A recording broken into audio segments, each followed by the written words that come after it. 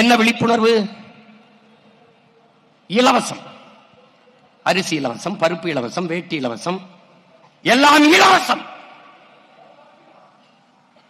ஆறுதலால் காயங்கள் ஆறுவதில்லை, அலுவலனால் எதையும் அடைய முடியாது, தூறல்களால் பயிர்கள் விளையாது. என் தேசத்தை நாசமாக்கிய ஒரே சொல் இலவசம் என்கிறார் தவ திரு குன்றக்குடி அடிகளார் அவர்கள். இலவசம்.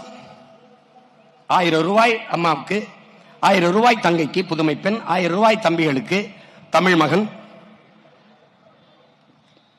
இந்த இலவசத்தில் 6800 கோடி இந்த பொங்கலுக்கு கொடுத்த 3000 ரூபாயில் இப்போது கொடுக்கிற இந்த கோடை விடுமுறைக்கு சேர்த்து கை செலவுக்கு சேர்த்து கொடுத்த 5000, அதிலே 6800, 15000 கோடியை இவர்கள் இழக்கிறார்கள். அறிவு சமூகம் இதை சிந்திச்சு பார்க்கணும். இலவசத்தில் இழக்கிற பணத்தை எங்கிருந்து எடுப்பார்கள்? அதான் கேள்வி. இந்த கேள்வி எழுகிற இடத்தில் மாற்றத்திற்கான சிந்தனை, விழிப்புணர்வு. நீங்கள் யார்? பெரிய சோழ பரம்பரையா சொத்த வித்து எங்களுக்கு இலவசம் கொடுக்கிறீர்கள் என்ற கேள்வி எழுமானால் நீ விழிப்புணர்வு பெற்றுவிட்டாய். படிக்க போகிற போது தங்கைக்கு மாதத்திற்கு 1000, 3 ஆண்டுகள் படித்து முடித்து விட்டால் 1000 ரூபாய் வராது. அப்ப என்ன செய்யலாம்? என்ன செய்யலாம்? அவளுக்கு படிப்புக்கேற்ற வேலை, வேலைக்கேற்ற சம்பளம், அதை உறுதி செய்வதுதான் நல்ல ஆட்சி முறை. அந்த ஆட்சியை உருவாக்கத்தான் இவ்வளவு பேரும் நாங்கள் இங்கே நாம் கூடியிருக்கிறோம் என்பதை புரிந்து கொள்ள வேண்டும்.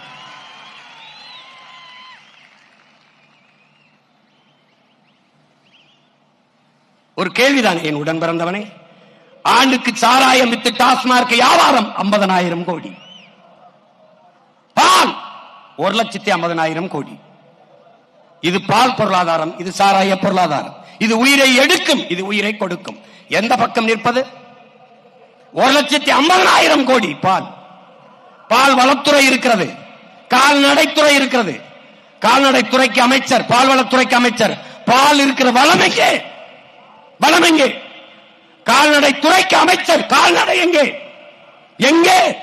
இந்த கேள்வி எழுமானால் அது விழிப்புணர்வு, அது மாற்றத்திற்கான முதல் படி. உனக்கு எங்கிருந்து பால் வருகிறது? ஆந்திராவில் இருந்து. உனக்கு எங்கிருந்து கறி வருகிறது? ஆந்திராவில் இருந்து. எங்கிருந்து கறி வருகிறது? ராஜஸ்தானில் இருந்து. ஏன் நீ ஆடு வளர்க்கவில்லை, மாடு வளர்க்கவில்லை? ஏன் வளர்க்கவில்லை?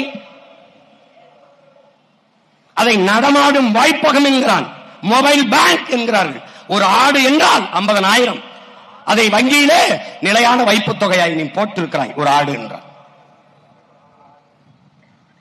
இந்த கேள்விகள் எழுமானால் அதுதான் விழிப்புணர்வு. 1000 ரூபாய் பெண்களுக்கு திமுக, அதிமுக வந்தால் 2000. பெண்களுக்கு இலவச பேருந்து. அதிமுக ஆட்சிக்கு வந்தால் ஆண்களுக்கும் இலவச பேருந்து. இலவசமாக ஒரு பேருந்தை ஓட்டுகிறது ஒரு அரசு. 1,00,000 கோடி அந்த பேருந்துக்கு போக்குவரத்து துறையில இழப்பு இருக்குது, கடன் இருக்குது.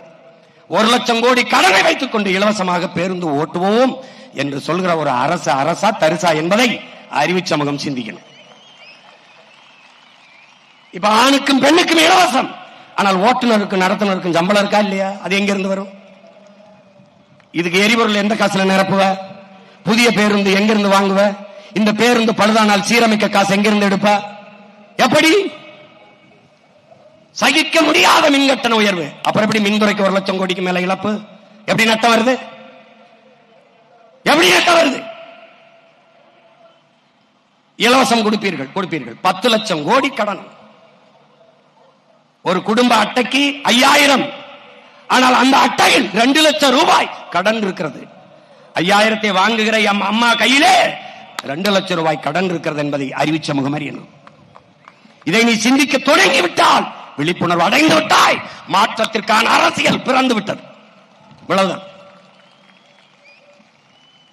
8 கோடி மக்களால் நிறுவப்பட்ட ஒரு அரசால் தர முடியாத கல்வியை, தரமான கல்வியை, சரியான சமமான கல்வியை ஒரு முதலாளி கொடுத்து விடுவார் என்றால் தனியார் முதலாளி இடத்திலே அரசு தோற்று போகிறதா என்ற கேள்வி உனக்கு எழுமானால் அது விழிப்புணர்வு.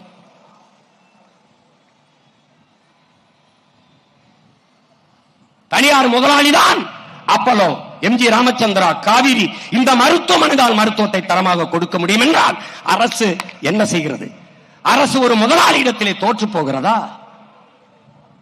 அப்ப தோல்வி அடைந்த அரசா? ஏன் தரமாக கொடுக்க முடியாது? இந்த கேள்வி எழுமானால் நீ விழிப்புணர்வு அடைந்து விட்டாய். அது மாற்றத்திற்கான அரசியலின் தொடக்கம். நாம் எதுக்கு நிற்கிறோம்? 8 கோடி மக்களால் நிறுவப்பட்ட ஒரு அரசால் முடியாததை தனியார் முதலாளி கொடுத்து விடுவாரா? மோதி பார்க்கலாம். தமிழ்நாடு அரசா தனியார் முதலாளியா? உலகத்தில் ஆகச் சிறந்த கல்வியை பெற்றுக் கொடுங்கள் பிள்ளைகளை. கற்றுக் கொடுக்கிறோம் நாங்கள். பிள்ளைகள் உங்கள் வீட்டின் செல்வங்கள் அல்ல, நாட்டின் செல்வங்கள் என்று சட்டம். ஆகச் சிறந்த கல்வியை என் அருமை பிள்ளைகளுக்கு கொடுப்போம். இது நமது ஆட்சி, அதன் நடைமுறை. தனியார் பள்ளியில் படிக்கிற மாணவ மாணவிகளுக்கு தனித்தனியே தங்கு விடுதிகள் இல்லை. உயர்ந்த சாதி, தாழ்ந்த சாதி என்று தாழ்த்தப்பட்ட மாணவர் மாணவிகளுக்கு என்று தனியாக தங்கு விடுதி இல்லை. ஆனால் அரசு நடத்துகிற பள்ளியிலே, கல்லூரியிலே எதற்காக தனியாக தாழ்த்தப்பட்ட பிள்ளைகளுக்கு என்று தங்கும் விடுதி? அப்ப தனியார் முதலாளி சாதிப்பதை சமூக நீதி என்று வாய்வெளி வெட்டியாக பேசிக் கொண்டிருக்கிற அரசால் செய்ய முடியாதா? முடியும். எந்த அரசால்? தமிழ் தேசிய அரசால் முடியும்.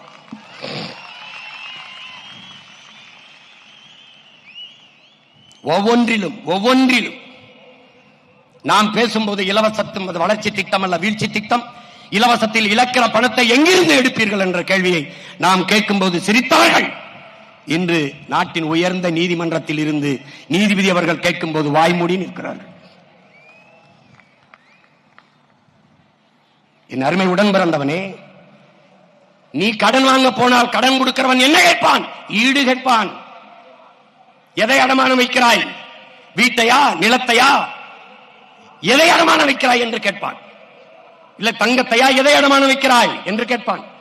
ஒரு 10 லட்சம் ரூபாய் கடன் கேட்டு போனீ என்றால், வீடு, இந்த வீட்டை வைத்துக் கொண்டு, இந்த பத்திரத்தை வைத்துக் கொண்டு எனக்கு கடன் கொடுங்கள், அப்படிதான் நீ பெற முடியும்.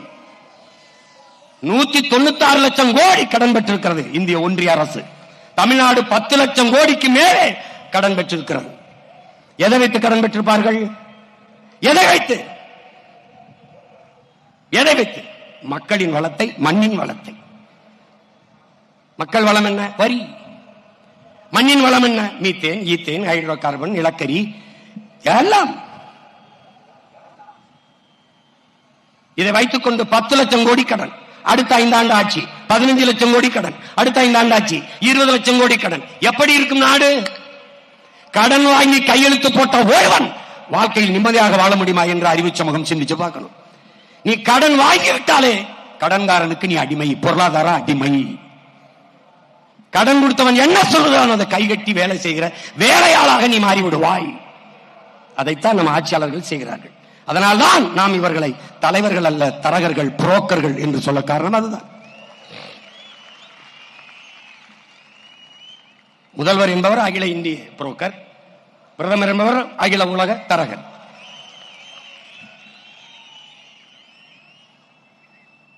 பொருளாதார விடுதலை அடையாது ஒரு நாடு கடன் வளர்ச்சியவே நாட்டின் வளர்ச்சி என்று கட்டமைக்குமானால் அந்த நாடு பெற்றிருக்க விடுதலை வெறும் வெற்றி சொல்லுதான். சுதந்திரம் என்பது வெறும் சொல்லுதான்.